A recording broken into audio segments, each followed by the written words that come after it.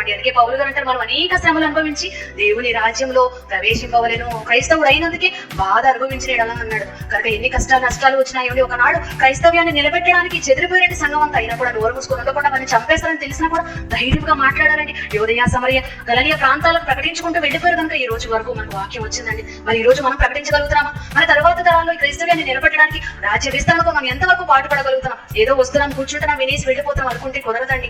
రాజ్య వ్యాప్తి కొరకు పాటుపడాలి. ధైర్యంగా ఎన్ని శ్రమలు వచ్చినా ఎదుర్కొనే వారిగా మనం అంతా కూడా ఉండాలి. ప్రియులారా, క్రీస్తు రాజ్య సువార్తను ప్రకటించాలి అన్నాడు. సమయమందును అసమయంలో ప్రయాసపడండి. సమయం లేదు, ఏ ఉపద్రవం వస్తుందో తెలియదు కనుక వాటిని ధైర్యంగా ఎదుర్కొని మన విశ్వాస విషయంలో స్థిరులుగా కదలని వారుగా మనం అంతా కూడా ఉండాలండి. ఒకనాడు మొదటి నిలబెట్టాలండి క్రైస్తవ్యాన్ని. ఈ రోజు మనకు అన్ని శ్రమలు రాలేదు. ఈ రోజు మనల్ని ఏమన్నా సాక్షాత్తమై సువార్తను ప్రకటించడానికి వెళుతున్నాము. వారిని నమ్మించి వారిని ఎలాగైనా బాప్తిస్మం తీయించుకొని నాకు ఒక శిష్యులుగా చేయండి, వారు నమ్మి బాప్తిస్మం పొందాలి వారు ఖచ్చితంగా అంటే ఏమైపోతామండి? ఏమన్నాడండి? సాక్షాత్తమై సకల జనులకు సువార్త ప్రకటించండి.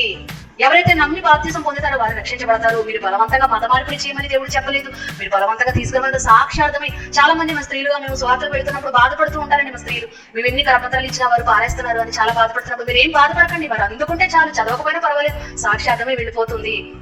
సర్వ సృష్టికి అన్నాడు, సృష్టి అయిపోతుంటే సాక్ష్యం చెప్తుంది.